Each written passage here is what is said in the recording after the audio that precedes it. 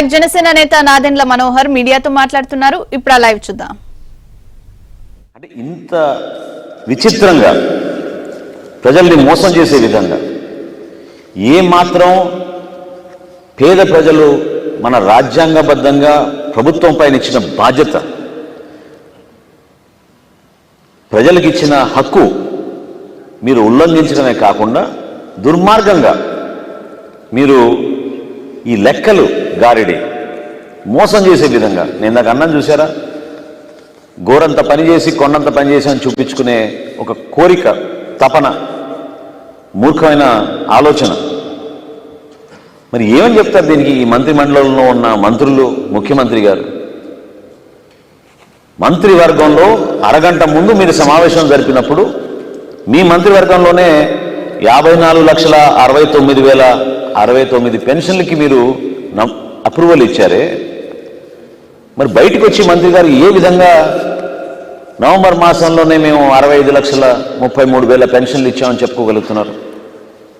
1,800 కోట్ల రూపాయలు గ్రామ సచివాలయాలకి, వార్డు సచివాలయాలకి మేము రిలీజ్ చేశాం వివిధ వెల్ఫేర్ కార్పొరేషన్ల ద్వారా అని చెప్తున్నారు. అసలు ఏమైనా ఆలోచన ఉందా ఈ ప్రభుత్వంలో?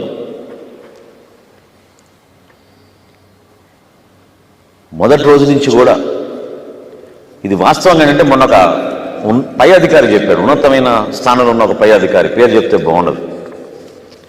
ఆయన గతంలో ప్రభుత్వంలో ఫిజికల్గా చెక్కుల రూపంలో సంతకాలు పెట్టినప్పుడు, లేకపోతే ఫైలు డిజిటల్ రూపంలో కాకుండా ఫిజికల్గా టపాలు వచ్చినప్పుడు అప్పుడున్న భద్రత ఈ రోజున లేదని చెప్పాడు. ఏమిటని నేను ప్రశ్నిస్తే, అసలు నిజంగా మాకు అర్థం కావడం లేదు, బటన్లు నొక్కినాయి డబ్బులు వెళ్ళిపోయినాయని చెప్తున్నారు. ఎవరి ఖాతాల్లోకి ఎంత వెళ్ళిందో ఇది వాస్తవమా కాదా మేమే ఆలోచించాల్సిన పరిస్థితిలో ఉన్నాం మేము అధికారంలో అని చెప్పడం చాలా ఆశ్చర్యం కలిగించింది.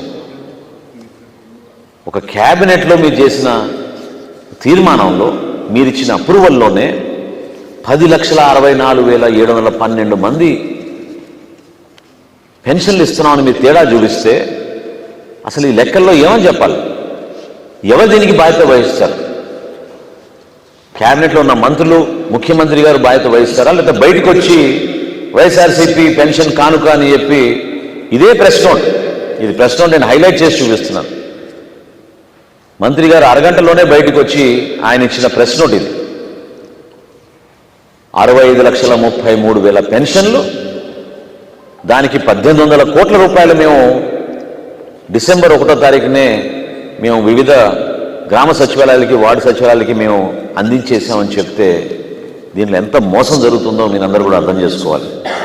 దయచేసి ఈ రాష్ట్ర ప్రభుత్వం సంక్షేమం అని చెప్పి మన రాష్ట్ర ప్రజల్ని మభ్యపెట్టడమే కాకుండా మోసం చేస్తున్న విధానాన్ని ఈరోజు జనసేన పార్టీ మీ ముందు వాస్తవాలతో సహా, ఆధారాలతో సహా రాష్ట్ర ప్రజలకు తెలిసే విధంగా మేము ప్రయత్నం చేశాం. అనేక స్కామ్లు జరుగుతున్నాయి, రాష్ట్ర ప్రజలు కూడా అర్థం చేసుకోవాలి. ఇది కేవలం ఇసుక కోసమో, లిక్కర్ కోసమో చేస్తున్న స్కామ్ కాదు. ఈ ప్రభుత్వంలో ప్రతి ప్రభుత్వ శాఖలో కూడా అర్హత ఉన్న లబ్ధిదారులకి అసలు లబ్ధిదారుల ఖాతాలో డబ్బులు పడుతున్నాయా లేదా